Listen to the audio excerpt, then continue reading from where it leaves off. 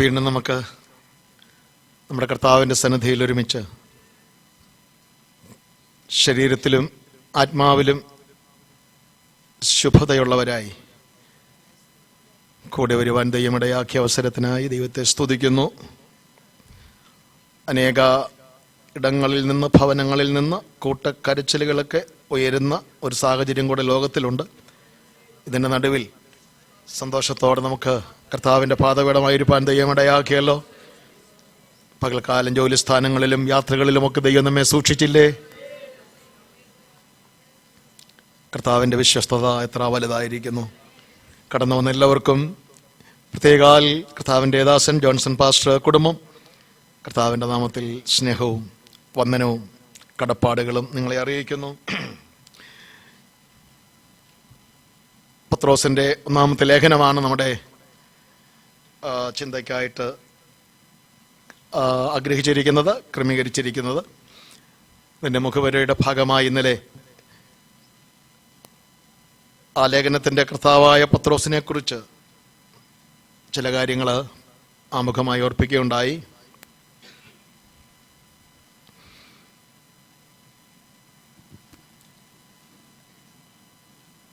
അതിൻ്റെ തുടർച്ചയായിട്ട് ഇന്നലെ നമ്മൾ ശ്രദ്ധിച്ചത്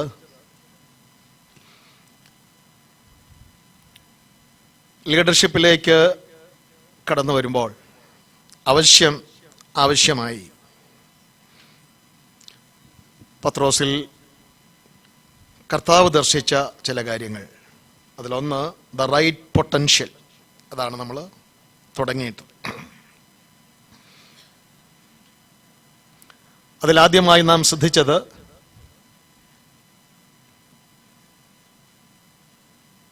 he was a man having so many questions. ഒത്തിരി ചോദ്യങ്ങളുള്ളൊരു മനുഷ്യനായിരുന്നു.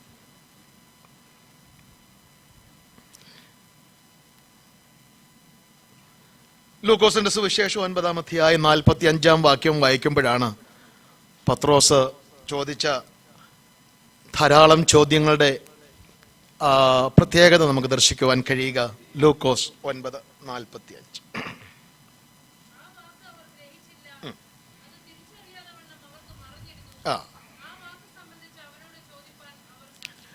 ശിഷ്യന്മാരെ കുറിച്ച് പറയുക. കർത്താവ് പറഞ്ഞ അവർക്ക് മനസ്സിലായില്ല. കർത്താവ് അത് മനസ്സിലായില്ലല്ലോ എന്ന് പറയണമെന്നുണ്ടെങ്കിലും അവർ ശങ്കിച്ചു. പക്ഷെ പത്രോസ് ആ ടൈപ്പല്ല. മനസ്സിലായില്ലെങ്കിൽ മനസ്സിലായില്ലെന്ന് പറയും, തെളിയിച്ചു തരണമെന്ന് പറയും. അത് കർത്താവിന് ഇഷ്ടമുള്ളൊരു സ്വഭാവമായിട്ടാണ് ഞാൻ മനസ്സിലാക്കുന്നത്.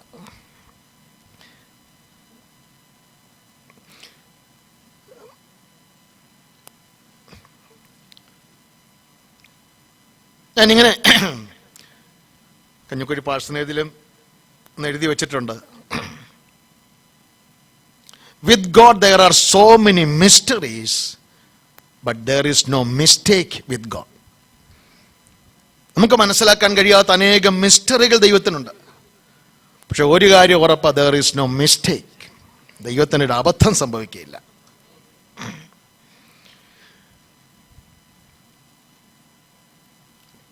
നമ്മുടെ ചില ചോദ്യങ്ങളുടെ ഉത്തരം നിത്യതയിലായിരിക്കും നമുക്ക് വെളിപ്പെട്ട് കിട്ടുന്നത്.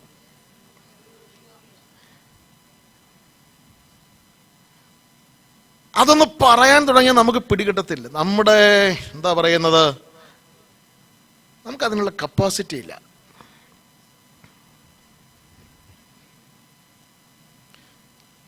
ഒരു അന്വേഷണ ത്വര പത്രോസിലുണ്ടായിരുന്നു. ലീഡർഷിപ്പിൽ അത് ഏറ്റവും അത്യാവശ്യമാണ്. അന്വേഷിക്കുക, ചോദിക്കുക. നമ്മൾ ഇന്നലെ 4 ചോദ്യങ്ങൾ ഞാൻ ഉറപ്പിച്ചു. ഒരു 3 പക്ഷേ മതി, അത്രയും മതിയാവുമെന്ന് എനിക്ക് തോന്നുന്നു. ഇന്ന് എനിക്ക് പറയാനുള്ള രണ്ടാമത്തത്, ആ റൈറ്റ് പൊട്ടൻഷ്യൽ എന്നതിനോട് ചേർന്ന് പറയാനുള്ളത്, പലപ്പോഴും ഇനീഷ്യേറ്റീവ് എടുക്കുന്നത് പത്രോസായിരുന്നു. ഇനീഷ്യേറ്റീവ്, അതിന് മലയാളത്തിൽ പറയാവുന്നൊരു പേര്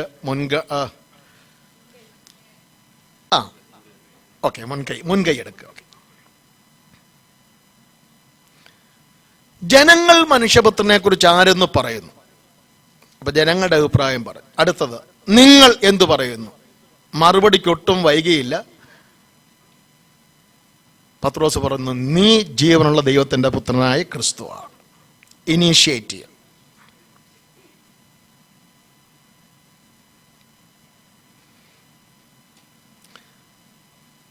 രണ്ടാമതായി, മത്തായി സുവിശേഷം 17-ാം അധ്യായം. കർത്താവ് പത്രോസ്, യാക്കോബ്, യോഹന്നാൻ ഈ 3 പേരുമായി തനിച്ച് ഒരു ഉയർന്ന മലയിലേക്ക് പോയി. ആ വാക്യങ്ങളൊക്കെ ഒന്ന് വ്യാഖ്യാനിച്ചാൽ കൊള്ളാമെന്നുണ്ട്. 3 പേര് കൂടെയുള്ളപ്പോൾ തനിച്ചെന്ന് പറഞ്ഞാൽ ഗ്രാമർ അനുസരിച്ച് ശരിയോ തെറ്റോ നിങ്ങൾ പറയണം. എൻ്റെ കൂടെ 3 പേരുണ്ടെങ്കിൽ ഗ്രാമർ അനുസരിച്ച് ഞാൻ തനിച്ചാണോ? ഒരിക്കലും അല്ല. അപ്പോൾ ദൈവാത്മാവിന് നമ്മുടെ ഗ്രാമറൊന്നും അറിയത്തില്ല, അല്ലേ? അറിയാം. ശ്രദ്ധിക്കണേ, ക്രിസ്ത്യ ജീവിതത്തിൽ പ്രത്യേകം ഓർക്കണം, എത്ര പേര് വട്ടം ഉണ്ടെങ്കിലും ഇത് വ്യക്തിപരമായി കർത്താവിനോട് കണക്ക് പറയേണ്ട ജീവിതമാണ് ക്രിസ്തീയ ജീവിതം. ഇറങ്ങിത്തിരിച്ചവരിൽ, കൂടെ സ്നാനപ്പെട്ടവരിൽ, കൂടെ ഇരുന്ന് ആരാധിച്ചവരിൽ, കർത്താവിൻ്റെ വേല ചെയ്തവരിലൊക്കെ പലരെയും വഴിയാത്രയിൽ പലരും പൊഴിഞ്ഞു പോയെന്ന് വരരുത്, വരാം. അതുകൊണ്ട് അവരാരും ഇല്ലല്ലോ എന്നോർത്ത് ഭാരപ്പെടരുത്. 3 പേര് കൂടെ ഉണ്ടെങ്കിലും ഇത് തനിയേ പോകുന്നൊരു ജീവിതമാണ്. ആ ഭാഗം നമുക്ക് ഇടയ്ക്ക് ശ്രദ്ധിക്കാനായിട്ടുണ്ട്. അവിടെ ദൈവത്തിന്റെ ശബ്ദം മുഴങ്ങുമ്പോൾ പത്രോസ് ഇടയ്ക്ക് കയറിയൊരു കാര്യം പറഞ്ഞു, ഗുരു ഇവിടെ ഇരിക്കുന്നത് നല്ലത്. യാക്കോബുണ്ട്, യോഹന്നാനുണ്ട്, അവർ സൈലന്റാ. പക്ഷേ പത്രോസിന് നന്നേ ബോധിച്ചു ആ അറ്റ്മോസ്ഫിയർ. പിന്നെ ഒട്ടും മടിച്ചില്ല, ഇവിടെ ഇരിക്കുന്ന നല്ലത്. ഞാൻ 3 കുടിലുണ്ടാക്കാം, അല്ലേ? 1 നിനക്കും, 1 മോശയ്ക്കും, 1 ഏലിയാവിനും. ഇക്കാലത്തെ പത്രോസുമാരാണ് ആദ്യം പറഞ്ഞാൽ എൻ്റെ കുടിലുണ്ടാക്കിയിട്ടാട്ടെ ബാക്കിയുള്ളവരുടെ കാര്യം. പത്രോസ് തൻ്റെ കുടിലിനെ കുറിച്ച് ചിന്തിച്ചു പോലുമില്ല. നീ ഇങ്ങനെ 3 കുടിലുണ്ടാക്കിയ നീ എവിടെ പോയി ഒളിക്കും? ഈ കർത്താവിനെ ശരിക്കും രുചിച്ചറിഞ്ഞാലുണ്ടല്ലോ, എൻ്റെ കാര്യം എങ്ങനെയാകുമെന്നുള്ള ചിന്ത പോലും വിട്ടുമാറും. അതല്ല തന്റെ ലേഖനത്തിൽ താൻ പറഞ്ഞത്, അവൻ നിങ്ങൾക്ക് വേണ്ടി കരുതുന്നതാകയാൽ നിങ്ങളുടെ സകല ചിന്താകുലവും അവന്റെ മേലിട്ടുകൊള്ളുവീൻ.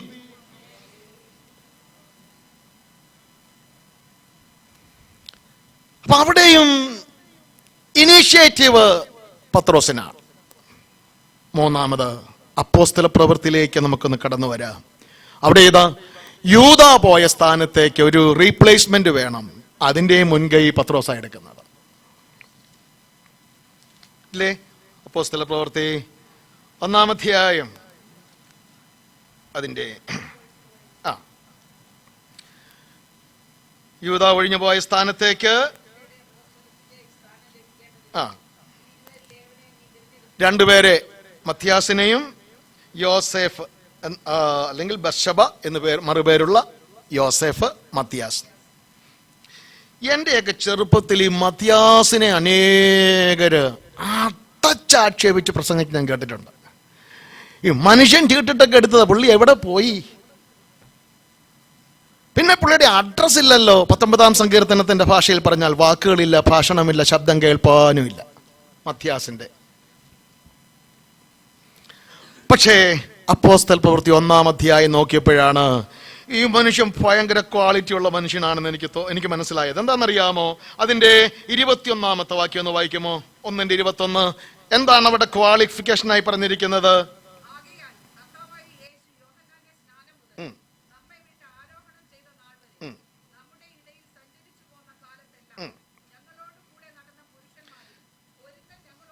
ശ്രദ്ധിക്കണേ, ആ വാക്യം ശ്രദ്ധിക്കണേ.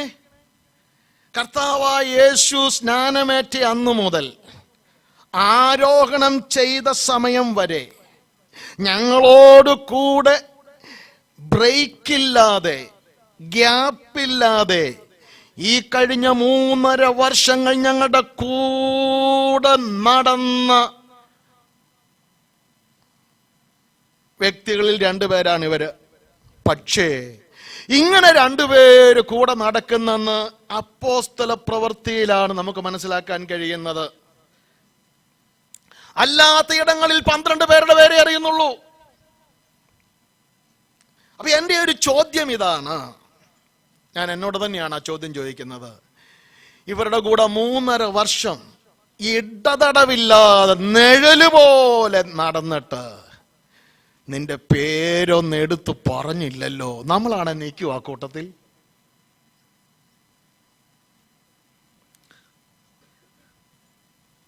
പലരുടെയും പേര് പറഞ്ഞു.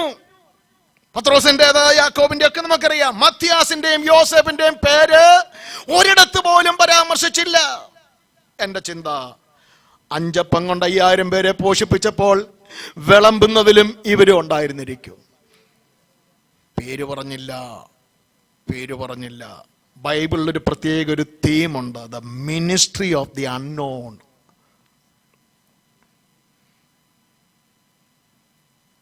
അപ്പൊ എനിക്ക് ഇന്ന് രാത്രിയിൽ നിങ്ങളോടൊന്ന് ചോദിക്കാനുണ്ട്, നിങ്ങളുടെ പേരെടുത്ത് പറഞ്ഞില്ലെങ്കിൽ നിങ്ങൾ ബഹളം വയ്ക്കുന്നവരാണോ?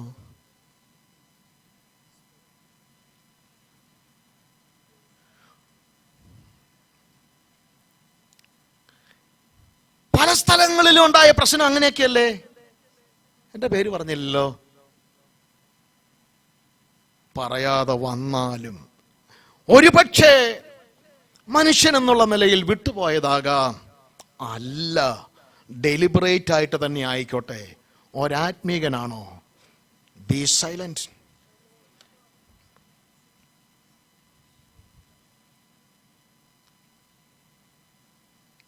ദൈവത്തിന് സ്തോത്രം. മത്തിയാസും യോസേഫും ഈ 3.5 വർഷം കൂടെ നടന്നിട്ട് ഇവരും കൂടെ ഉണ്ടെന്ന് പോലും പറഞ്ഞില്ലല്ലോ.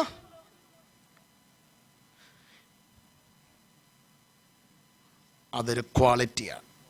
ആ കാര്യത്തിന് ലീഡർഷിപ്പ് എടുത്തത് പത്രോസാണ്. അപ്പം he was a man who has taken the initiative. പലരും കണ്ടിട്ട് മറ്റാരെങ്കിലും ചെയ്യട്ടെ എന്ന് പറഞ്ഞ് മാറിപ്പോയാൽ നിങ്ങൾ ഇനീഷ്യേറ്റീവ് എടുക്കാൻ തയ്യാറാകുമോ? ഒരു ഭ്രാന്തനെ കുറിച്ച് ഞാൻ വായിച്ചത് ഓർക്കുന്നുണ്ട്. ഒരു ജംഗ്ഷനിൽ നിന്ന് അങ്ങ് ചിരിക്കാൻ അവിടെ റോഡിന്റെ സൈഡിലൊരു വലിയ കല്ല് കിടപ്പുണ്ട്. പലരും ആ കല്ലെ തട്ടി വീഴുക. തട്ടി വീഴുന്നവൻ എഴുന്നേറ്റ് കല്ലിനെ പ്രാഗിച്ചങ്ങ് പോകും. ഇത് കണ്ടോണ്ടായി ഭ്രാന്തൻ ചിരിക്കുന്നത്. ഭ്രാന്തനാണെങ്കിലും ചിരിച്ചതിൻ്റെ അകത്തൊരു കഥയുണ്ട്. അപ്പം ഭ്രാന്തനോട് ചോദിക്കേടാ, ആ കല്ലങ്ങ് മാറ്റിയാൽ പോരെ, ആരും വീഴത്തില്ലല്ലോ. എത്ര തട്ടി വീണാലും ആ കല്ല് മാറ്റത്തില്ല. അങ്ങനത്തെ ആൾക്കാരൊക്കെ ഉണ്ട്. ഇപ്പൊ ലീഡർഷിപ്പിന്റെ അടുത്ത ഒരു പ്രത്യേകത പത്രോസിലുള്ളത് ഇനീഷ്യേറ്റീവ് എടുക്കുന്നുവെന്നുള്ളതാണ്. ആത്മീക വിഷയത്തിൽ ആരെങ്കിലും സ്വയമായി മുൻപോട്ട് വരുന്നെങ്കിൽ അവരെ ശ്രദ്ധിക്കണം. അവരിലൊരു ലീഡർഷിപ്പ് ക്വാളിറ്റി ദൈവം വെച്ചിട്ടുണ്ട്. എൻ്റെ ജീവിതത്തിലൊരു അവസ്ഥ പറഞ്ഞാൽ, ഞാൻ ഏറ്റവും പുറകെ നിൽക്കുന്ന മനുഷ്യനായിരുന്നു എന്ന് പറഞ്ഞാൽ അതാണോ ശരിയാണെന്നാണോ അത് എനിക്ക് അങ്ങ് വിടുകയാണ്. ഞാൻ ബൈബിൾ സ്കൂളിലൊക്കെ പോയ സമയത്ത് 1972 അന്ന് ഞങ്ങളൊരു MV ജോൺ സാറ് പഠിപ്പിക്കുന്നുണ്ട്. സാറന്ന് കല്ലിശ്ശേരി മഴുക്കീർ സഭയുടെ ചുമതല കൂടെ സാറിന് ഉണ്ട്. അപ്പോൾ ഒരു ദിവസം വൈകിട്ട് പറയും, സഹോദരന്മാരെ ഒരു കോട്ടേജ് മീറ്റിംഗ് കൊണ്ട് വാ. ഞങ്ങളെല്ലാം കൂടെ പോയി. എനിക്ക് 4 പേരുടെ മുമ്പിൽ എഴുന്നേറ്റ് നിൽക്കുന്ന കാര്യം ഭയങ്കര പ്രശ്നമായിരുന്നു. പേടിയെന്ന് പറഞ്ഞാൽ ഭയങ്കര പേടി. അന്ന് എം ജോൺ സാർ പ്രാർത്ഥിച്ചു തുടങ്ങിയിട്ട് പറഞ്ഞു, സഹോദരന്മാർ ആരെങ്കിലും ദൈവവചനം പറയുന്നെങ്കിൽ പറയാമെന്ന് പറഞ്ഞു. ഞാൻ ഇനി അടുത്ത് പറയട്ടെ. ബാക്കി കുറച്ച് മിനിറ്റുകൾ എന്ത് സംഭവിച്ചെന്ന് എനിക്കറിയത്തില്ല. I was on my feet. ഞാൻ നിൽക്കുകയാണ്. വലിച്ചെഴുന്നേൽപ്പിച്ചാൽ എഴുന്നേക്കാത്ത എന്നെ ഞാൻ എങ്ങനെയോ എഴുന്നേറ്റ് വന്നു. യോഹന്നാന്റെ സുവിശേഷം 1-ാം അധ്യായത്തിന്റെ ലാസ്റ്റ് വാക്യമാ വായിച്ചെന്ന് എനിക്കറിയാം. ഏതൊക്കെയോ പറഞ്ഞു. ഇരുന്ന് കഴിഞ്ഞപ്പോഴാ മനസ്സിലായത് ഞാനിപ്പം മഴക്കീറിലാണ്. ദൈവം എൻ്റെ ഒരു കൂട് പൊട്ടിച്ചതായിരുന്നെന്ന്. അല്ലെങ്കിൽ ഞാൻ എഴുന്നേൽക്കുന്നവനല്ല. വളരെ മടിയും വളരെ ഭയവും വളരെ എന്താ പറയുക, I was scared about that. അതറിയുന്ന കർത്താവ് അന്ന് രാത്രിയിൽ ആ കൂട് പൊട്ടിച്ചു. എപ്പോഴും ദൈവവചന ശുശ്രൂഷയിൽ എനിക്കൊരു ഭയമുണ്ട്. ആ ഭയം എങ്ങനെയാ? ആത്മാർത്ഥമായി ഇതിൻ്റെ മുമ്പിൽ മണിക്കൂറുകൾ ചെലവഴിക്കാതെ, ഒരുക്കമില്ലാതെ, പ്രാർത്ഥനയില്ലാതെ ജനത്തിൻ്റെ മുമ്പിൽ എഴുന്നേറ്റ് നിൽക്കുക എന്ന് പറഞ്ഞാൽ ദൈവത്തോടും നിങ്ങളോടും കാണിക്കുന്ന വഞ്ചനയാണെന്ന് ചിന്തിക്കുന്ന ഒരു മനുഷ്യനാണ് ഞാൻ. ഭയത്തോടെ മാത്രമേ, വിനയത്തോടെ മാത്രമേ ഈ വചനം കൈകാര്യം ചെയ്യാൻ സാധിക്കൂ. ഓക്കെ, പത്രോസിന്റെ ജീവിതത്തിൽ ഒരു ചിന്തയോടെ ഞാൻ പറയട്ടെ. എനിക്ക് ഒത്തിരി കാര്യങ്ങൾ ഞാൻ പറയാൻ ഉണ്ട്, ഞാൻ പക്ഷെ അങ്ങ് വിടുക. പത്രോസിന്റെ ജീവിതത്തിലെ 3 സ്റ്റേജുകളെന്ന് പറയാൻ ആഗ്രഹിക്കുകയാണ്. 1, he was just a clay. ഒരു കളിമണ്ണ്. നമ്മളൊക്കെ, നമ്മുടെ ശരീരം മണ്ണാണല്ലോ. പത്രോസിന്റെ ലേഖനത്തിൽ പറയുന്നുണ്ട്, എൻ്റെ കൂടാരം പൊളിഞ്ഞു പോകാൻ അടുത്തിരിക്കുന്നുവെന്ന് കർത്താവായ യേശു എനിക്ക് തന്ന അറിവിൻ പ്രകാരം കൂടാരത്തിൽ ഇരിക്കുന്നിടത്തോളം നാള് നിങ്ങളെ ഓർപ്പിച്ചുണർത്തുക യുക്തമെന്ന് വിചാരിക്കുന്നു എന്നും പറഞ്ഞുകൊണ്ട് താൻ പറയുന്നുണ്ട്. നമ്മളെല്ലാവരെയും പോലെ നമ്മളെല്ലാം മണ്ണ. ഓക്കെ, ആ മണ്ണിനെ കഴിഞ്ഞ ദിവസം ഓർപ്പിച്ചു. നിങ്ങൾ അറിയുന്നത് പോലെ അതിനെ ഒരു കല്ലാക്കി കർത്താവ് മാറ്റി. തീർന്നില്ല, 3ാമതൊരു മാറ്റവും കൂടെ കർത്താവ് വരുത്തി. അതൊന്ന് വ്യാഖ്യാനിച്ചെങ്കിലേ മനസ്സിലാക്കാൻ സാധിക്കും. വെളിപ്പാട് പുസ്തകം ഒന്ന് എടുക്കാമോ? വെളിപ്പാട് പുസ്തകം അതിൻ്റെ 21-ാം അധ്യായം 14-ാമത്തെ വാക്യം ആദ്യം ഒന്ന് വായിക്കണേ. 21-ന്റെ 14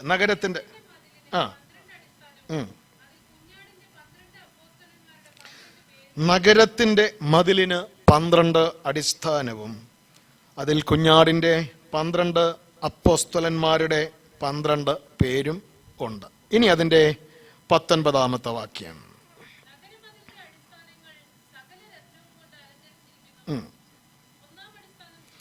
മതി, ഞാൻ പറഞ്ഞത് ഇതൊന്ന് വ്യാഖ്യാനിക്കേണ്ട ഭാഗമാണ്. അപ്പോസ്തലന്മാരുടെ ലിസ്റ്റ് 4 പറഞ്ഞിരിക്കുന്നത്. മത്തായി, മർക്കോസ്, ലൂക്കോസ്, പിന്നെ അപ്പോസ്തല പ്രവൃത്തി. ഈ 4 ഒന്നാമൻ പത്രോസ. നിങ്ങൾക്ക് റെഫറൻസ് വേണോ? 4 ഒന്നാമത്തത് പത്രോസ്. ഒടുക്കത്തെ ആള് യൂദായുമ. ഒന്നാമൻ പത്രോസ്. നമ്മൾ വായിച്ചു, നഗരമതിലിന്റെ 12 അടിസ്ഥാനവും അതിന് 12 അപ്പോസ്തലന്മാരുടെ പേരുമുണ്ട്. അപ്പം ഓരോ അടിസ്ഥാനം ഓരോ അപ്പോസ്തലന്റെ പേരില്ല, സംശയമില്ലല്ലോ. അടുത്തത്, ആ അടിസ്ഥാനത്തിന് പിന്നെ ഓരോ രത്നങ്ങളുടെ പേരാ പറയുന്നത്. ഒന്നാമത്തേത് സൂര്യകാന്തം. അപ്പൊ ഞാൻ പറയുന്നത് അത് പത്രോസ. അങ്ങനെയാണെങ്കിൽ ഇപ്പോൾ പത്രോസ് ആരായി? ഹി വാസ് എ ജ്യുവൽ, രത്നമായി മാറി. ഒന്ന് ഓർത്തേ, മണ്ണ്, പാറ, രത്നം. ഇതെന്തൊരു മാറ്റമല്ലേ!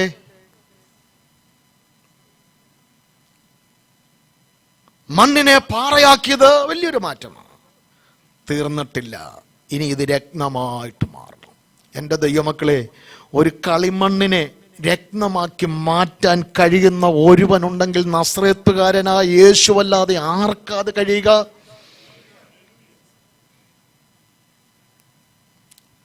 ഫിലിപ്പിയ ലേഖനത്തിൽ അപ്പോസ്തലൻ പറയുന്നു, അവരുടെ ഇടയിൽ നിങ്ങൾ ജീവന്റെ വചനം പ്രമാണിച്ച് ലോകത്തിൽ ജ്യോതിസുകളെ പോലെ ജിവൽസ് എന്ന് എഴുതിയിരിക്കും. നമ്മൾ ആരാ? രത്നങ്ങളാ. വെറും മണ്ണായിരുന്നു നമ്മെ. രൂപവും ഭാവവും മാറ്റി.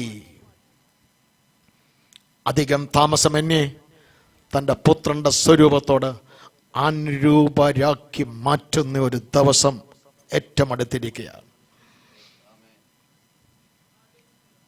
നമ്മൾ ആരാണെന്നുള്ളത് ഇന്നു വരെ, യോഹന്നാന്റെ ഭാഷയെ പറഞ്ഞാൽ, നാം ഇന്നതാകുമെന്ന് ഇതുവരെ പ്രത്യക്ഷമായിട്ടില്ല. അവൻ പ്രത്യക്ഷനാകുമ്പോൾ അവനെ താനിരിക്കുന്നത് പോലെ തന്നെ കാണുന്നതാകൊണ്ട് അവനെ കാണുന്ന മാത്രയിൽ നാം അവനോട് സദൃശന്മാരായി മാറും. രത്നങ്ങളായി, അക്ഷരാർത്ഥത്തിൽ, അതിൻ്റെ ആത്മീയ അർത്ഥത്തിൽ, അതിൻ്റെ തികഞ്ഞ എല്ലാ സെൻസിലും നമ്മളെ മാറ്റുന്ന ഒരു ദൈവപ്രവൃത്തിയെ ഓർത്ത് ഞാൻ ദൈവത്തെ സ്തുതിക്കുക. ഓക്കെ, അപ്പൊ നമ്മൾ റൈറ്റ് പൊട്ടൻഷ്യലാ നമ്മൾ ശ്രദ്ധിച്ചത്. ഞാൻ ആ ഭാഗം അങ്ങനെ നിർത്തട്ടെ. രണ്ടാമതായിട്ട് റൈറ്റ് എക്സ്പീരിയൻസ് ലീഡർഷിപ്പിന് ആവശ്യമാണ്. എക്സ്പീരിയൻസ് ആവശ്യമാണ്.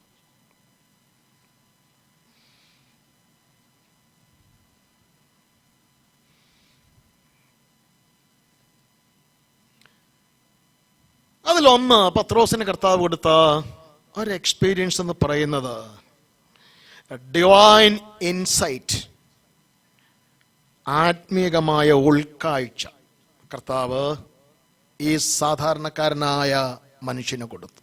രണ്ട് ഭാഗം വായിക്കുമ്പോൾ ഞാൻ ഈ പറഞ്ഞ ഭാഗം ശരിയാണെന്ന് നിങ്ങൾ സമ്മതിക്കും. ഒന്നാമത്തായുടെ സുവിശേഷം 16-ാം അധ്യായത്തിൽ നീ ജീവനുള്ള ദൈവത്തിന്റെ പുത്രനായ ക്രിസ്തു എന്ന് പറഞ്ഞപ്പോൾ കർത്താവ് പറയുകയാണ്, ബെറിയോനാശിമോനെ, നീ ഭാഗ്യവാനാണ്. ജഡരക്തങ്ങളല്ല, സ്വർഗസ്ഥനായ എൻ്റെ പിതാവത്രേ നിനക്കത് വെളിപ്പെടുത്തി തന്നത്.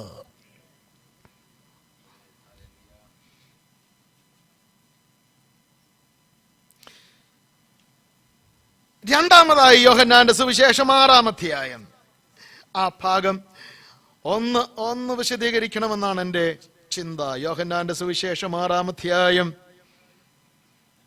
ഇന്നിവിടെ ആരോ പ്രാർത്ഥിച്ചപ്പോൾ ആ ഭാഗം കോട്ട് ചെയ്തത് ഞാൻ ശ്രദ്ധിച്ചു. 66 മുതൽ 68 വരെയുള്ള വാക്യമാണ്. അന്നു മുതൽ അവന്റെ ശിഷ്യന്മാരിൽ പലരും പിൻവാങ്ങിപ്പോയി, പിന്നെ അവനോട് കൂടെ സഞ്ചരിച്ചില്ല. ആകയാൽ യേശു പന്തിരുവരോട്, നിങ്ങൾക്കും പൊയ്ക്കൊള്ളുവാൻ മനസ്സുണ്ടോ എന്ന് ചോദിച്ചു. ശിമോൻ പത്രോസ് അവനോട്, കർത്താവേ, ഞങ്ങൾ ആരുടെ അടുക്കൽ പോകും? നിത്യജീവന്റെ വചനങ്ങൾ നിന്റെ പക്കൽ. മത്തായി 16-ാം അധ്യായത്തിലേത് സ്വർഗസ്ഥനായ പിതാവ് വെളിപ്പെടുത്തി കൊടുത്തതാണെങ്കിൽ യോഹന്നാൻ 6-ൽ വെളിപ്പെടുത്തി കൊടുത്തതല്ല.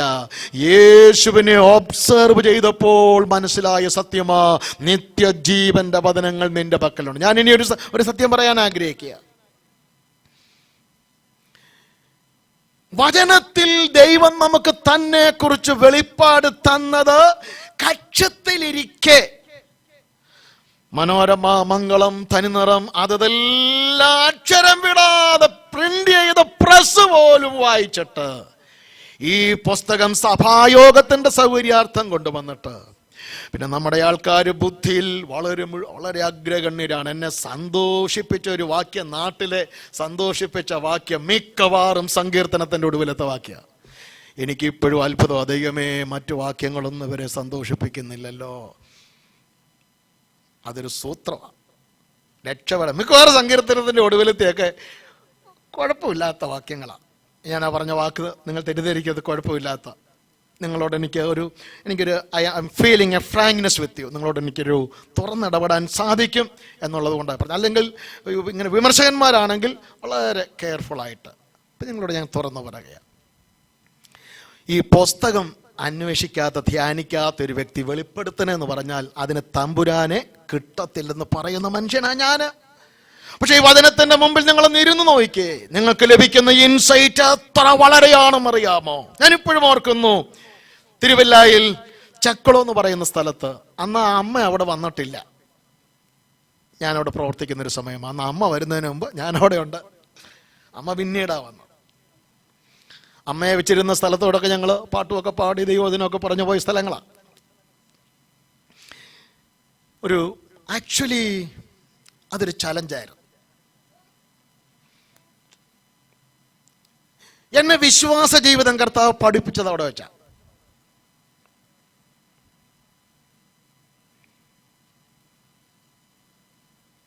ഒരവസരം ഞാനിങ്ങനെ ഒരു കാഴ്ച കാണും. ഭയങ്കര വെള്ളപ്പൊക്കം. ഒരു ചെറിയ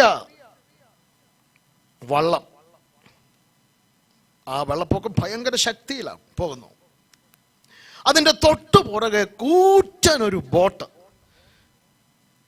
അപ്പം ഞാൻ അത് കാണുമ്പോൾ ഓർക്കാം, അയ്യോ ഇപ്പോൾ വള്ളം ഇടിച്ച് നശിപ്പിക്കും. പക്ഷേ വള്ളത്തെ ഇടിക്കാനായിട്ട് ഈ ബോട്ടിന് ചെല്ലാനൊക്കുന്നില്ല. വള്ളം മുമ്പിൽ തന്നെയുണ്ട്, പക്ഷെ ബോട്ട് പുറകെ ഉണ്ട്. ഇതാ കണ്ട കാഴ്ച. എനിക്കൊന്നും മനസ്സിലായില്ല. അടുത്ത ഒരവസരം ഗലാത്യ ലേഖനം വായിച്ചപ്പോൾ, അന്ന് ജഡപ്രകാരം ജനിച്ചവൻ വാഗ്ദത്തപ്രകാരം ജനിച്ചവനെ ഉപദ്രവിച്ചതുപോലെ ഇന്നും കാണുന്നു എന്നുള്ള വാക്യം വായിക്കുമ്പോൾ വേഗം ഇത് എനിക്ക് ലിങ്കായി കണക്റ്റായി വന്നു. അപ്പോൾ എനിക്ക് മനസ്സിലായി, ആ മുമ്പേ പോയ ആ കൊച്ചുവള്ളം ഞാനാണ്. പുറകെ വരുന്നത് ശക്തിയുള്ള ബോട്ടാണ്. അതിൻ്റെ യന്ത്രത്തിൻ്റെ ശക്തിയിലും കഴിവിലും ഈ വള്ളത്തെ തകർത്തു പോകേണ്ട സമയം കഴിഞ്ഞതാണ്. പക്ഷെ എന്തുകൊണ്ടോ ഈ ബോട്ടിനടുക്കാൻ കഴിയാതെ വണ്ണം ഈ വള്ളത്തെ ദൈവം സൂക്ഷിക്കുന്നുവെന്നുള്ള ആ സത്യം എനിക്ക് വചനത്തിൽ കൂടെയാ മനസ്സിലായത്. നമ്മുടെയൊക്കെ ജീവിതം അത്രയൊക്കെ ഉള്ളു ദൈവമക്കളെ. ശത്രുവിൻ്റെ ബലഹീനത കൊണ്ടൊന്നുമല്ല, ഒക്കാത്ത കൊണ്ടാണ് നമ്മൾ ജീവിച്ചിരിക്കുന്നത്. ഒന്നോടെ ഞാൻ എൻ്റെ ഭാഷയിൽ പറയട്ടെ, പിശാചിന്റെ ഔദാര്യം കൊണ്ടല്ല ഞാനും നിങ്ങളും നിലനിൽക്കുന്നത്. ദൈവത്തിന്റെ കൃപയുടെ വലിപ്പം കൊണ്ടാണ് ഞാനും നിങ്ങളും നിൽക്കുന്നത്. നമുക്ക് പറയാം, പിശാച് നിന്റെ ഔദാര്യം എനിക്ക് വേണ്ടെന്നും കൂടെ പറഞ്ഞുതരും. നിന്റെ ഔദാര്യം ഒന്നും ഇവിടെ വേണ്ട. ഞാനാകുന്നത് കൃപയാലാകുന്നു. യഹോവ എന്റെ ജീവന്റെ ബലം. ഞാൻ ആരെ പേടിക്കും? നമ്മളോട് കൂടെയുള്ളവൻ അവരോട് കൂടെയുള്ളവനേക്കാൾ വലിയവൻ.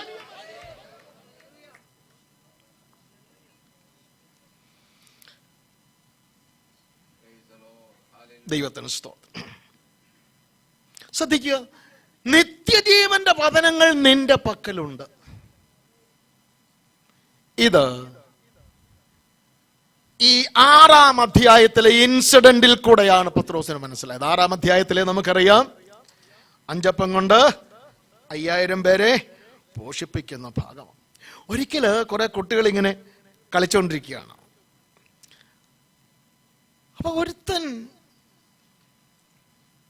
എന്തോ ഒരു സാധനം തിളങ്ങുന്നു. ഉടനെ വിളിച്ചു പറഞ്ഞു, പച്ച നിറത്തിലുള്ള ഒരു സാധനം.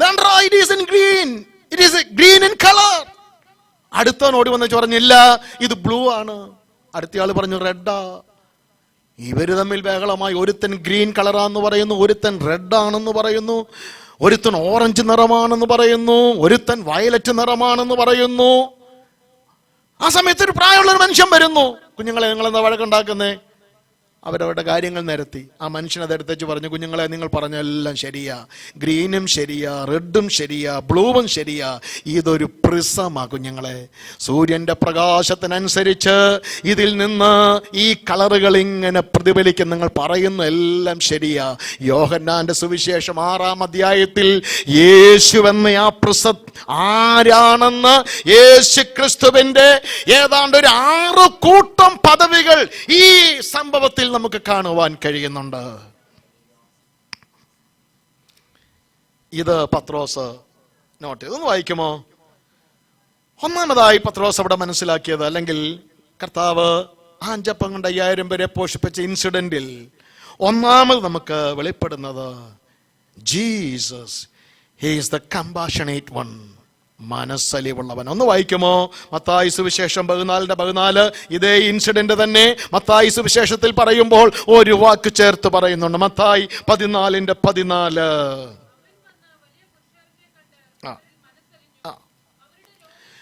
മനസ്സലിഞ്ഞു അവിടെ രോഗികളെ സൗഖ്യമാക്കി. അടുത്തത് മതി, നമുക്കറിയാം. അവൻ മനസ്സലിഞ്ഞു. നിങ്ങൾ ശ്രദ്ധിക്കുമോ? മർക്കോസിന്റെ സുവിശേഷത്തിൽ ആവർത്തിച്ച് ഉപയോഗിക്കുന്ന ഒരു വാക്കാണ് he had compassion on them. മനസ്സലിവുണ്ടായി. യെഹെസ്കേൽ പ്രവാചകൻ വിളിച്ചു പറയുന്നു, ഞാൻ നിന്റെ സമീപേ കൂടെ കടന്നു പോകുമ്പോൾ നീ രക്തത്തിൽ കിടന്ന് ഉരുളുകയായിരുന്നു. നിന്നെ കുളിപ്പിച്ചിട്ടില്ല, തുണി ചുറ്റിയിട്ടില്ല, ഒരു ഫസ്റ്റ് എയ്ഡ് പോലെയോ പ്രാഥമികമായി ചെയ്യേണ്ട ഒന്നും നിനക്ക് ചെയ്തിട്ടില്ല. നിന്നോട് മനസ്സലിവ് തോന്നിയിട്ട് ഇതിലെന്തെങ്കിലും ഒന്ന് ചെയ്തു തരുവാൻ ആരുമില്ലാതെ ഇരുന്ന സമയത്ത് ഞാൻ നിന്റെ അടുക്കൽ കൂടെ കടന്നു പോയത്. നിന്റെ അവസ്ഥ കണ്ടപ്പോൾ എനിക്ക് മനസ്സലിവുണ്ടായി. ഇന്ന് രാത്രിയിൽ എന്നോടും നിങ്ങളോടും കർത്താവ് എന്തെങ്കിലും നന്മ ചെയ്തെങ്കിൽ, നമ്മുടെ ജീവിതത്തിന്മേൽ കർത്താവ് എന്തെങ്കിലും പ്രവർത്തിച്ചെങ്കിൽ, ഞാൻ പറയട്ടെ, it is purely because of his compassion. അവന്റെ മനസ്സലിവ് കൊണ്ടാണ് അവൻ നമ്മിൽ എന്തെങ്കിലും ചെയ്തിട്ടുള്ളത്.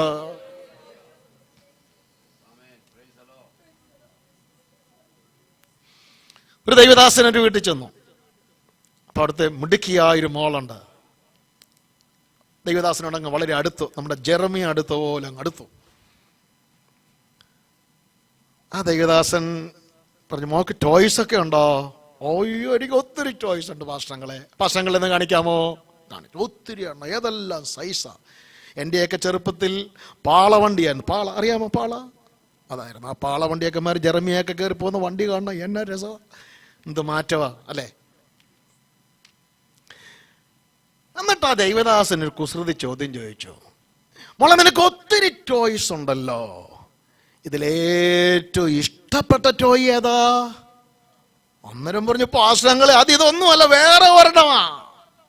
പാസ്റ്റങ്ങളെ കാണിക്കാമോ? കാണിക്കാം. എടുത്തുകൊണ്ട് വന്നത് ഒരു കൈയില്ലാത്ത,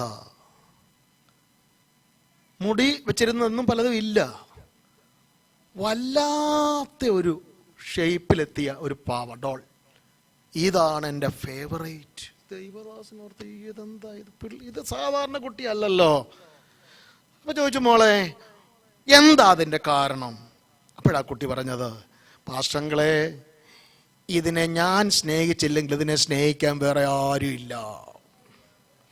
വേറെ ആര് നോക്കിയാലും കൈയില്ലാത്ത, മുടിയില്ലാത്ത, ചുളുങ്ങിയ, കറവീണ, പഴകിയ ഈ കളിപ്പാട്ടത്തെ ആരും മുഖവിലയ്ക്ക് സ്നേഹിക്കത്തില്ല. എനിക്കറിയാം, ഞാൻ അല്ലെങ്കിൽ പിന്നെ ആരും ഇതിനെ സ്നേഹിക്കാനില്ല. ഇന്ന് രാത്രിയിൽ എന്നോടും നിങ്ങളോടും ദൈവാത്മാവിന് പറയാൻ ഒന്നേ ഉള്ളൂ, സ്നേഹിക്കാൻ മറ്റാരും നമുക്കില്ലായിരുന്നു. പലർക്കും ഞാനും നിങ്ങളും ഒരധിക പറ്റായിരുന്നു. എൻ്റെ അപ്പനും അമ്മയും എന്നെ ഉപേക്ഷിച്ചിരിക്കുന്നു, എങ്കിലും യഹോവ എന്നെ ചേർത്തുകൊള്ളും. അവനും മാത്രം നമ്മോട് മനസ്സലിവുണ്ടായി. ആ മനസ്സലിവ് കൊണ്ടാണ് നമ്മെ സ്നേഹിച്ചത്. It is not because of our worthiness. ഒരു കൊച്ചു കുഞ്ഞിനൊരു പാവയോട് അങ്ങനെ ഒരു അലിവ് തോന്നിയെങ്കിൽ, ഇന്ന് രാത്രിയിൽ നമ്മുടെ കർത്താവിന് നമ്മളോടുള്ള മനസ്സലിവിന്റെ ആഴം എത്ര വലുതാണ്. അപ്പം പത്രോസ് ശ്രദ്ധിച്ചു, മൈ മാസ്റ്റർ ഹാസ് കമ്പാഷൻ. രണ്ടാമതായിട്ട് ഇവിടെ വെളിപ്പെടുന്ന ഒന്ന്, he is the sovereign one. എങ്ങനെ അറിയാം? 6-ാം അധ്യായം അതിന്റെ 6-ാമത്തെ വാക്യം ഒന്ന് വായിക്കാമോ? യോഹന്നാൻ 6:6. ഞാൻ വായിക്കാം. താൻ എന്ത് ചെയ്യുവാൻ പോകുന്നുവെന്ന് താൻ അറിഞ്ഞിരുന്നു. 15-ാം വാക്യം.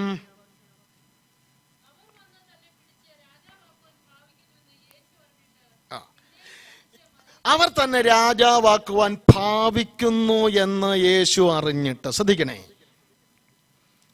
വാസ്തവത്തിൽ ഈ വലിയ പുരുഷാരം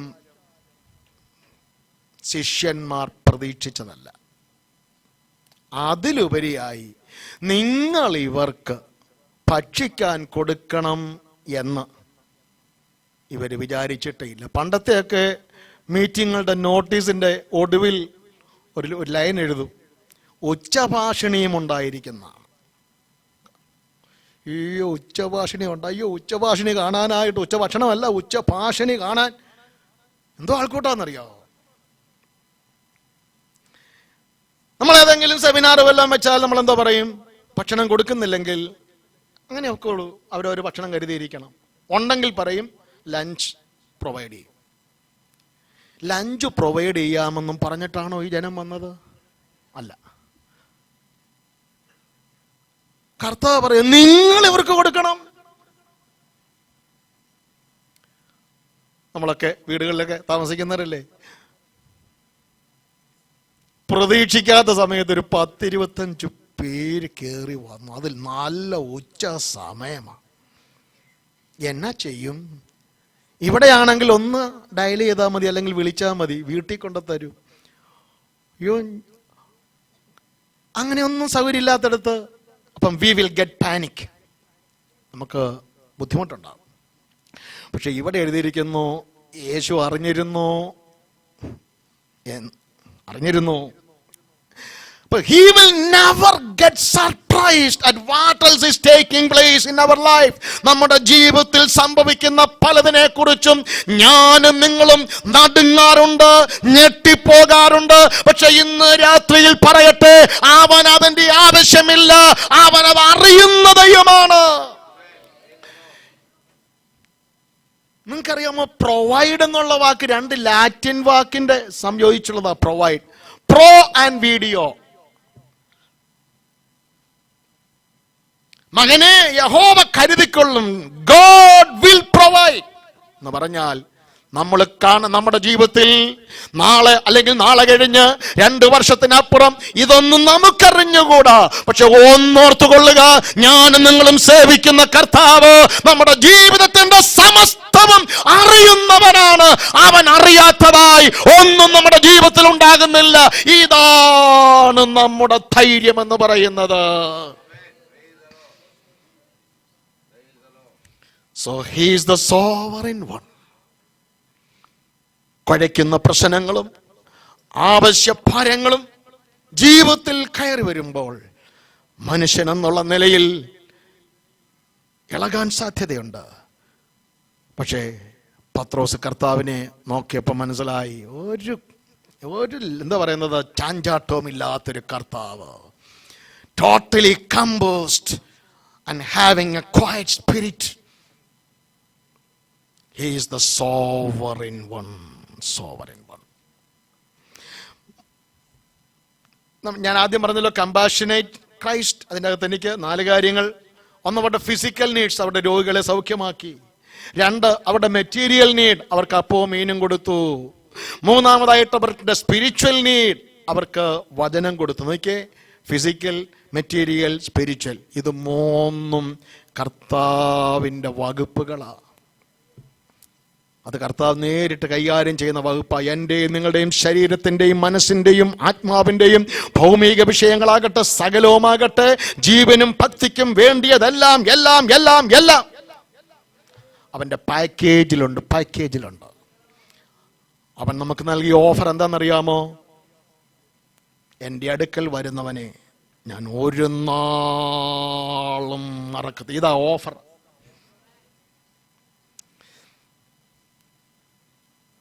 നമുക്ക് പലപ്പോഴും മുത്തൂറ്റ് പാപ്പച്ചൻ പറഞ്ഞ വിശ്വാസമാണ്, കർത്താവ് പറഞ്ഞ അത്ര പോരാ. അപ്പൊ അങ്ങനെ നിർത്തുക. മുത്തൂറ്റ് പാപ്പച്ചനെ പലർക്കും വിശ്വാസമാണ്, കർത്താവിനെ അത്ര പോരാ.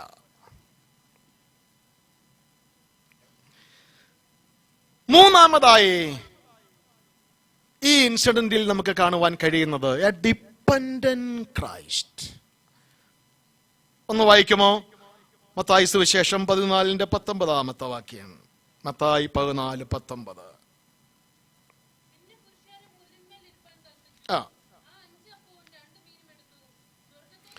യേശു 5 അപ്പവും 2 മീനും എടുത്തിട്ട് സ്വർഗത്തിലേക്ക് നോക്കി. ആ നോട്ടം എന്തിന്റെ നോട്ടമെന്നറിയാമോ? That shows he was depending upon his father. പത്രോസ് ആ കാര്യം ശ്രദ്ധിച്ചു.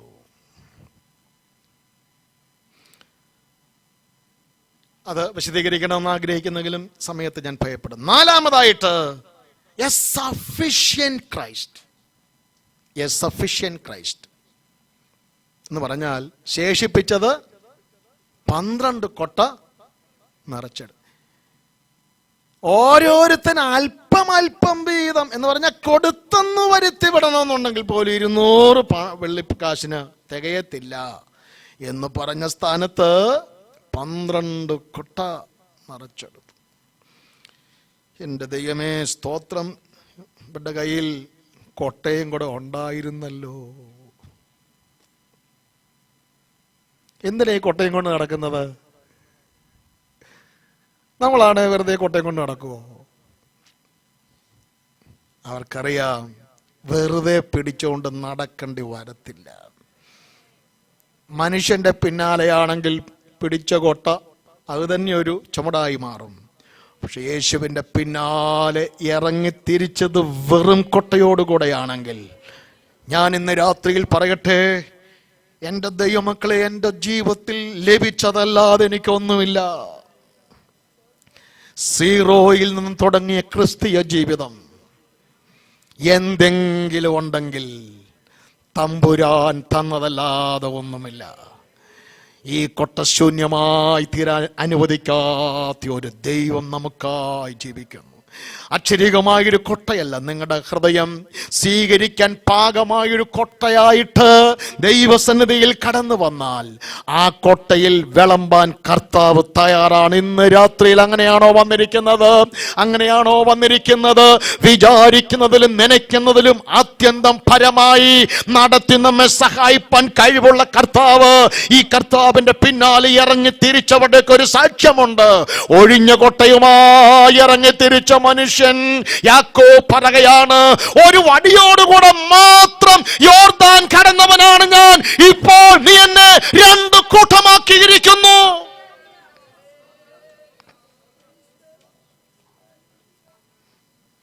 എൻ്റെ കൂടെ പഠിച്ചൊരു MC മത്തായി വീട്ടിൽ നിന്ന് ഒറ്റയ്ക്ക് വിശ്വാസത്തിൽ വന്നു.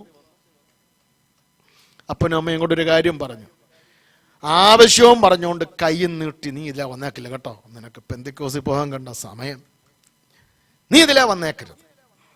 MC മത്തായി പറഞ്ഞു, ഇല്ല, വരത്തില്ല. പക്ഷേ ആ അപ്പനെയും അമ്മയും ശുശ്രൂഷിച്ചത് ഒടുവിൽ വരെയും MC മത്തായി. ഞാൻ ഇന്ന് രാത്രിയിൽ ഇങ്ങനെ കൂടെ പറയട്ടെ, ഈ കർത്താവിനെ സേവിക്കാൻ ഇറങ്ങിയതിൻ്റെ പേരിൽ ലോകം എന്നെ നിങ്ങളെ എന്തെങ്കിലും പറഞ്ഞിട്ടുണ്ടെങ്കിൽ മിണ്ടാതിരുന്ന് ഞാൻ ദൈവമെന്ന് അറിഞ്ഞുകൊള്ളുക. അവരുടെ നടുവിൽ അവൻ നമ്മെ മാനിക്കുന്ന ദൈവമാണ്. The sufficient one. കർത്താവ് ഇങ്ങനെ പറഞ്ഞു, ജീവൻ ഉണ്ടാകേണ്ടതിനും സമൃദ്ധിയായ, അതാ കർത്താവ് സമൃദ്ധിയായ ജീവൻ. കർത്താവ് തരുന്ന സമാധാനത്തിന്റെ പേരെന്താണെന്നറിയാമോ? സകല ബുദ്ധിയെയും കവിയുന്ന സമാധാനം. കർത്താവ് തരുന്ന ശക്തിയുടെ പ്രത്യേകത എന്താണെന്നറിയാമോ? എങ്കിലും ഈ അത്യന്ത ശക്തി, ഇന്ന് രാത്രിയിൽ പറയട്ടെ, കർത്താവ് തരുമ്പോൾ ഉണ്ടല്ലോ, തരുന്നവനൊരു മാന്യതയുണ്ട്, അതിനനുസരിച്ചാ തരുന്നത്.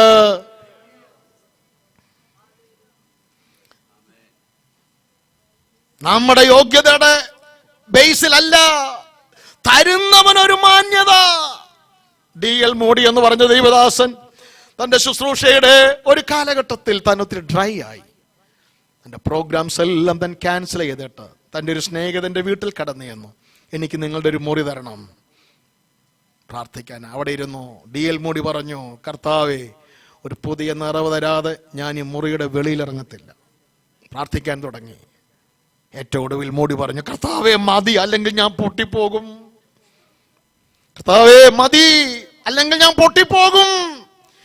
ഇന്ന് രാത്രിയിൽ ജീവിതത്തിന്റെ ക്ഷീണങ്ങളും ജീവിതത്തിന്റെ തോൽവികളും മനസ്സിലാക്കി നീ എന്നെ നിറയ്ക്കണമെന്ന് പറഞ്ഞു മാറി ദൈവസന്നിധിയിൽ വേഴാമ്പലിനെ പോലെ കരയാൻ തയ്യാറാണെങ്കിൽ നിങ്ങളുടെ മേൽ അത്യന്തമായ ശക്തി പകരുവാൻ കർത്താവിന് ആഗ്രഹമുണ്ട്. നമുക്ക് ഒരുക്കമുണ്ടോ? നമുക്ക് മനസ്സുണ്ടോ?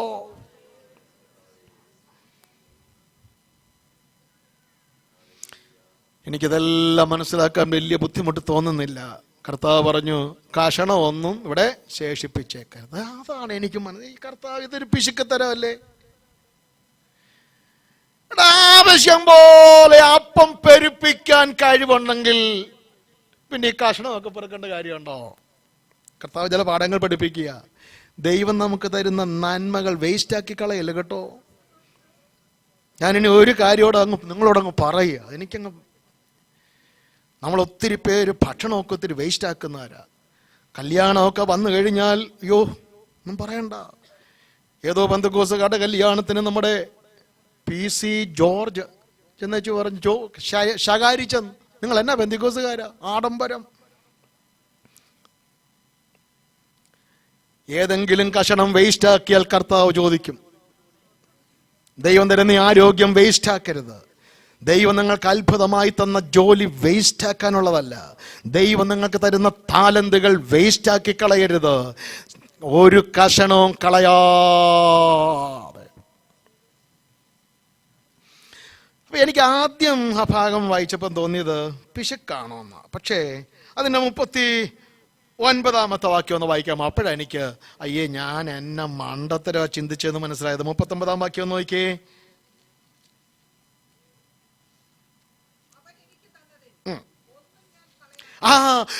ഈ അപ്പത്തിന്റെ കഷണം മാത്രം കളയരുതെന്നല്ല, അവൻ എനിക്ക് തന്നതിൽ ഒരെണ്ണത്തെ പോലും കളയാതെ വഴിയിൽ പൊഴിഞ്ഞു വീഴാൻ അനുവദിക്കാതെ ഉള്ളം കയ്യിൽ നമ്മളെ വരയ്ക്കുന്ന കർത്താവ്, തന്റെ ശക്തിയുള്ള ഭുജങ്ങളാൽ നമ്മളെ പിടിക്കുന്ന കർത്താവ്.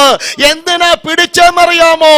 ഒന്നിനെയും കളയാതെ പിതാവിന്റെ സന്നിധിയിൽ നമ്മെ കൊണ്ടെത്തിക്കാൻ അവൻ ഉത്തരവാദിയായി നിൽക്കുകയാണ്.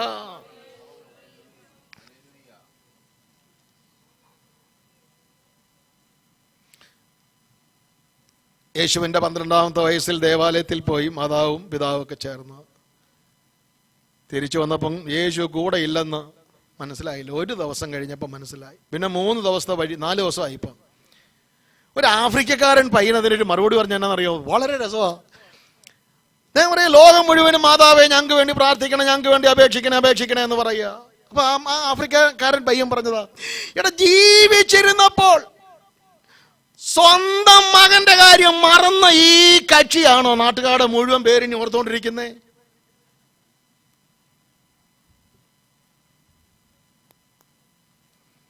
പെറ്റ തള്ള മറന്നാലും ഞാനും നിങ്ങളും പൊഴിഞ്ഞു പോകുന്നത് അറിയാതെ വന്നാലും സഭാ ശുശ്രൂഷയിൽ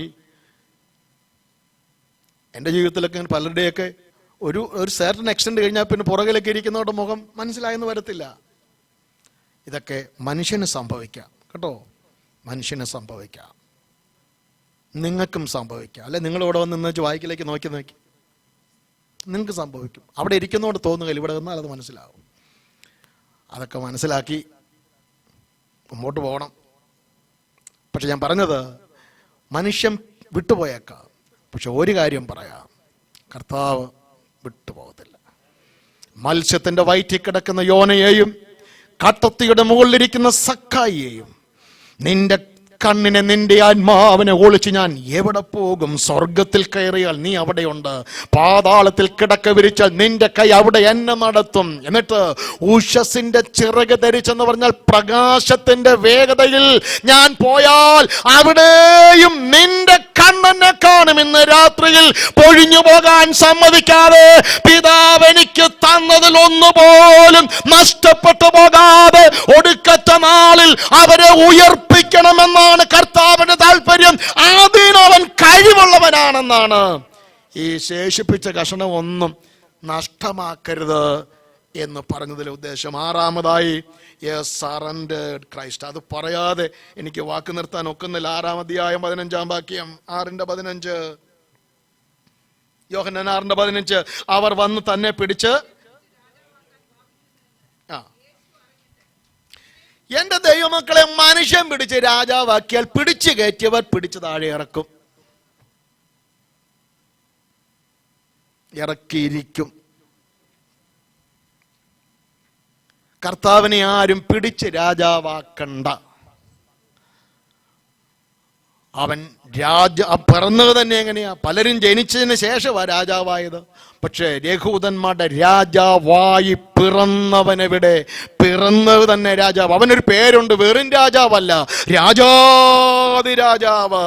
മനുഷ്യൻ വോട്ട് ചെയ്ത് കർത്താവിനെ രാജാവാക്കണ്ട. അവൻ താനായി തന്നെ ധന്യനായ ഏകാധിപതി, രാജാവ്, കർത്താവ്. താൻ മാത്രം അമർത്യതയുള്ളവൻ, അടുത്തുകൂടാത്ത വെളിച്ചത്തിൽ വസിക്കുന്നവൻ, മനുഷ്യരാരും കാണാത്തവൻ, കാണാൻ കഴിയാത്തവന് ആ കർത്താവിനെ മനുഷ്യൻ സമ്മേളനം കൂടി രാജാവായിട്ട് വാഴിക്കണ്ട. അവനിൽ തന്നെ രാജാവാണ്. മനുഷ്യൻ പിടിച്ച് രാജാവാക്കിയാൽ മനുഷ്യൻ തന്നെ വലിച്ചിറക്കും. രാജാവാകാനൊരു അവസരം വന്നത് ശിഷ്യന്മാരറിഞ്ഞു. ഞാനിനിയും എൻ്റെ നിലയിൽ ഒന്ന് ചിന്തിക്കുക. സ്റ്റേറ്റ് കാറയിലൊക്കെ പോകുന്ന രംഗമായിരിക്കും പത്രോസും യാക്കോബും ഒക്കെ മനസ്സിൽ കണ്ടത്. യേശു രാജാവായാൽ വകുപ്പുകൾ കിട്ടുമല്ലോ. സ്റ്റേറ്റ് കാറെ കൊടിയ വെച്ച കാറിൽ ഇങ്ങനെ അങ്ങനെ ഭാവിച്ചിരിക്കുമ്പോൾ കർത്താവിനോട് അക്കരെ പോ എല്ലാം വട്ടം കറങ്ങുന്നു. നല്ലൊരു അവസരം.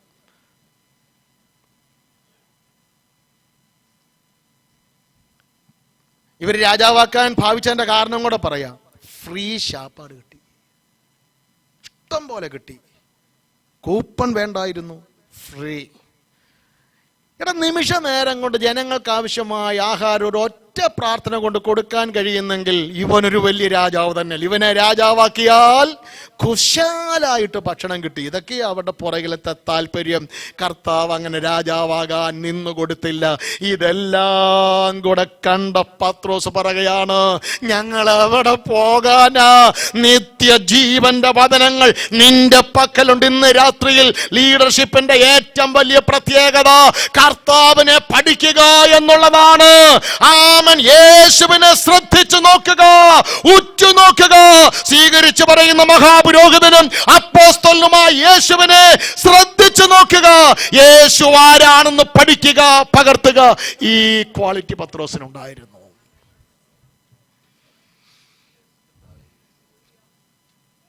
അപ്പം he was having the divine insight. അത് വേണം. ശലോമോനത ദൈവത്തോട് പറഞ്ഞത്, ഈ വലിയ ജനത്തിന് ന്യായപാലനം ചെയ്യാൻ എനിക്കതിനുള്ളതായ വകതിരിവും കൃപയും വിവേകവും ഇൻസൈറ്റും തരണേ.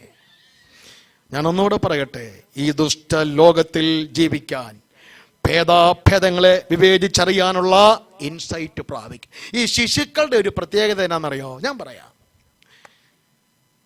കൊച്ചു കുഞ്ഞുങ്ങള് പട്ടിയെ കണ്ടാലും, പശുവിനെ കണ്ടാലും, ആടിനെ കണ്ടാലും, എരുമയെ കണ്ടാലും ബാഹു ബാഹു ബാഹു ബാഹു. ശ്രദ്ധിച്ചിട്ടുണ്ടോ? ബഹു ബഹു ബഹു ബഹു. പട്ടി ബഹു ബഹു എന്ന് പറയുന്നത് ശരിയാ, പക്ഷേ ഇതിനെ മൃഗങ്ങളെ എല്ലാം കണ്ടാൽ ബഹു ബഹു എന്ന് പറയും. അടുത്തത് പോപ്പോ. കാറ് കണ്ടാലും പോപ്പോ, ബസ് കണ്ടാലും പോപ്പോ, ട്രെയിൻ കണ്ടാലും പോപ്പോ, എല്ലാം പോപ്പോ. വക തിരിച്ചറിയാനുള്ള കഴിവ് അതുങ്ങൾക്കില്ല. പക്ഷെ ക്രിസ്തീയ ജീവിതത്തിൽ ഇത് പ്രാപിച്ചോണം. ശ്രദ്ധിക്കണേ, വ്യാപരിക്കുന്ന ആത്മാവിനെ വിവേചിക്കണം. നെഹമ്യാവിനോടൊരു ദൂത് പറഞ്ഞു, നിന്നെ പിടിക്കാൻ വരുന്നുണ്ട്, ഓടിപ്പിക്കോ. നെഹമ്യാ പറയുക, എന്നെ പോലെ ഒരുത്തൻ ഓടിപ്പോകാനോ? അടുത്തത്, കൂലി കൊടുത്ത് പ്രവചിപ്പിച്ചതേ ഉള്ളൂ എന്ന് എനിക്ക് പിന്നീട് മനസ്സിലായി. പ്രവചനത്തെ വിവേചിക്കണം, പ്രവചനങ്ങളെ വിവേചിക്കണം. ഈ നാളുകളിൽ പ്രത്യേകിച്ച് യോഹന്നാൻ തന്റെ ലേഖനത്തിൽ പറയുന്നു, ആത്മാവിനെ വിവേചിക്കണം, ഉപദേശത്തെ വിവേചിക്കണം.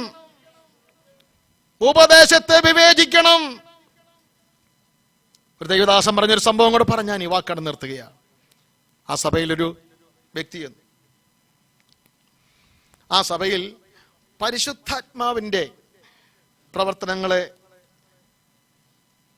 അടച്ചാക്ഷേപിച്ച് എഴുന്നേറ്റാൽ ഇത് പറയുന്ന ഒരു അപ്പച്ചനുണ്ടായിരുന്നു. പരിശുദ്ധാത്മാവിന്റെ പ്രവർത്തനത്തെ എതിർത്ത് സംസാരിക്കുക. ആ സഭയിലാണ് ഒരു ദൈവദാസം വന്നത്. ആ സഭയ്ക്ക് ഒരു നിയമം ഉണ്ടായിരുന്നു, പരിചയമില്ലാത്ത ആരെങ്കിലും വന്നാൽ 10 മിനിറ്റേ കൊടുക്കാം. പിന്നെ അദ്ദേഹത്തിന് കൊടുക്കണമെങ്കിൽ പാസ്റ്ററുടെ യുക്തം പോലെ. അപ്പോൾ 10 മിനിറ്റ് ഇദ്ദേഹത്തിന് കൊടുത്തു. 2 മിനിറ്റ് ആയപ്പോൾ സ്റ്റേജിൽ നിന്ന് ഈ വന്ന ദൈവദാസൻ ആ അപ്പച്ചൻ്റെ അടുക്ക് ചെന്ന് വെച്ചു, എൻ്റെ ആത്മാവിനെതിരെ സംസാരിക്കുന്ന ഇന്ന് നിർത്തിയാക്കണം. സഭയിളകി, അപ്പച്ചൻ മുഴങ്കാല വീണു, ആലറിക്കരയുന്നു. 10 മിനിറ്റ് 40 മിനിറ്റ് ആക്കി മാറ്റി. അന്നവിടെ കർത്തൃമേശ ഉണ്ടായിരുന്നു. കുഞ്ഞുങ്ങൾ ഒരു കാര്യം ശ്രദ്ധിച്ചു. കർത്തൃമേശ ഇവിടെ പാസ് ചെയ്തപ്പോൾ ഈ പുള്ളിക്കാരൻ അപ്പം തിന്നില്ല. ഇത് കുഞ്ഞുങ്ങൾ ശ്രദ്ധിച്ചു. പാസ്റ്ററോട് കണ്ണ് കാണിച്ചു. പാസ്റ്റർ പിള്ളേരെ അച്ചടക്കം ഇല്ലെന്ന് പറഞ്ഞു, നിർത്തടാ പാവം കുഞ്ഞുങ്ങൾ. പക്ഷേ സംഭവിച്ച എന്നാണെന്നറിയാമോ? അദ്ദേഹം ബാഗ് വെച്ച് ബാത്റൂമിലും കണ്ടുപോയപ്പം പാസ്റ്റർ ആ ബാഗ് നോക്കിയപ്പോൾ അതിൻ്റെ അകത്തൊരു രൂപവും ഒരു ചെറിയൊരു വടിയും ഇതിൻ്റെ വെച്ചോണ്ടായി കയറി നടന്നത്. ഞാൻ പറഞ്ഞത് വിവേചിക്കണമെന്നാണ് പറഞ്ഞത്. വിവേചിച്ചോണം. ഈ നാളുകളിൽ വളരെ അത്യാവശ്യമാണ്. മകളേന്ന് കേട്ടാൽ അടിയൻ ഇതാന്ന് പറയാൻ വരട്ടെ, എന്നാ പറയുന്നെന്ന് കേട്ടിട്ട് ദൈവസന്നിധിയിലിരുന്ന് പ്രാർത്ഥിക്കുക. ദൈവവചനം വെച്ചുകൊണ്ട് ജാഗരിക്കുക. വിവേചനം വേണം, വിവേചനം വേണം. രാജാവാക്കാനൊക്കെ വരുന്നത് നല്ല ഉദ്ദേശത്തോടൊന്നും അല്ല. ഞങ്ങൾക്കൊരു സ്റ്റേറ്റ് കാർ കിട്ടുമല്ലോ എന്നോർത്തോണ്ടൊക്കെ ആയിരിക്കും. ഞാൻ എൻ്റെ വാക്കോടെ നിർത്തട്ടെ. ഇന്ന് രാത്രിയിൽ ലീഡർഷിപ്പിൻ്റെ ഏറ്റവും വലിയ പ്രത്യേകത എ ഡിവൈൻ ഇൻസൈറ്റ്. വരുന്ന വ്യക്തികളെ വിവേചിക്കണം, ഉപദേശത്തെ വിവേചിക്കണം, ഉപദേശത്തെ വിവേചിക്കണം. എലൻ ജി വൈറ്റ് എന്ന് പറയുന്ന സ്ത്രീ ശാബദ മിഷൻ സ്ഥാപിച്ച സ്ത്രീയാ. ഒരു വെളിപ്പാടാ കണ്ടത്. സ്വർഗത്തിലേക്ക് സ്ത്രീ പോയെന്നാ പറയുന്നത്. അവിടെ ചെന്നപ്പോൾ 4ാമത്തെ കൽപ്പന, ബാക്കിയുള്ള 10 കൽപ്പനയിൽ 4ാമത്തെ കൽപ്പന വെട്ടിത്തിളങ്ങുന്നു. എലൻ ജി വൈറ്റ് മനസ്സിലാക്കി, ശാബദ നാളിനെ ശുദ്ധീകരിപ്പാൻ അവർക്ക് ശാബദ മിഷൻ സ്ഥാപിച്ചു. കൊലോസ് ലേഖനം വായിച്ചായിരുന്നെങ്കിൽ പ്രശ്നം വരത്തില്ലായിരുന്നു. ഇതെല്ലാം വരുവാനിരുന്നവയുടെ നിഴലായിരുന്നു. അപ്പം ദർശനത്തെയും വിവേചിച്ചോണം. സ്വന്തം ദർശനങ്ങൾ പ്രവേശിച്ച് തലയെ മുറുകെ പിടിക്കാതിരിക്കുന്ന ആത്മീക ജീവിതത്തിൽ ഒരു ഇൻസൈറ്റിന് വേണ്ടി നമുക്ക് ദൈവത്തോട് പ്രാർത്ഥിക്കാം. എൻ്റെ കർത്താവേ, വിവേചിച്ചറിയാനുള്ള കൃപ പത്രോസിനെ കർത്താവ് അത് കൊടുത്തു. അതൊരു വലിയ ഭാഗ്യമായി പോയി, അതൊരു വലിയ അനുഗ്രഹമായി പോയി. നമുക്ക് കർത്താവിനോട് ചോദിക്കാം, ഭേദാഭേദങ്ങളെ വിവേചിച്ച് അറിഞ്ഞ് രമ്യമായത്, ഘനമായത്, സൽകീർത്തിയായത്, പുകഴ്ചയായത്, ഇതിനെ വകതിരിച്ച് നന്മയും പ്രസാദവും പൂർണ്ണതയുമുള്ള ദൈവഹിതം എന്തെന്ന് തിരിച്ചറിഞ്ഞാൻ ഒരു വാക്കോടെ പറയുമ്പോൾ ക്ഷമിക്കണേ. കർത്താവിൻ്റെ വേലയ്ക്ക് അതിനെപ്പോലെ വലിയൊരു വേലയില്ല. പക്ഷെ ദൈവം നിങ്ങളെ വിളിച്ച് നിങ്ങൾക്കൊരു ബോധ്യം വന്നാലേ ഇറങ്ങാം. അല്ലാതെ ഇറങ്ങി ഒത്തിരി പേര് കറങ്ങുന്ന ഞാൻ കണ്ടിട്ടുണ്ട്. അതുകൊണ്ടാണ് പറഞ്ഞു. പക്ഷെ കർത്താവ് വിളിച്ചിട്ട് ഇറങ്ങിയെന്നൊരു ബോധ്യം ഉണ്ടെങ്കിലുണ്ടല്ലോ, എന്ത് പ്രശ്നം വന്നാലും കർത്താവേ. അറിയാമോ, മോശയ്ക്കെതിരെ പലപ്പോഴും പല സംസാരം അത് മോശ ഒരു കാര്യം ചെയ്യും, കവിണ്ണു വീഴുമായിരുന്നു. ദൈവസന്നിധിയിൽ നമുക്ക് ചോദിക്കാൻ റൈറ്റ് ഉണ്ട്. കർത്താവേ, നീയല്ലേ എന്നെ വിളിച്ചത്, നീ എന്നെ സമ്മതിപ്പിച്ചതല്ലേ? നമുക്ക് പ്രാർത്ഥിക്കാം, കർത്താവേ, വിവേചിച്ചറിയാനുള്ള കൃപ പത്രോസിന് കൊടുത്ത പോലെ എനിക്കും തരണമേ. എന്നെ ശ്രദ്ധിച്ച് ഞങ്ങൾക്ക് കർത്താവിൻ്റെ നാമത്തിൽ വീണ്ടും നന്ദി അറിയിക്കുന്നു. കർത്താവ് നമ്മെ സഹായിക്കും. നമുക്ക് യേശുവിൻ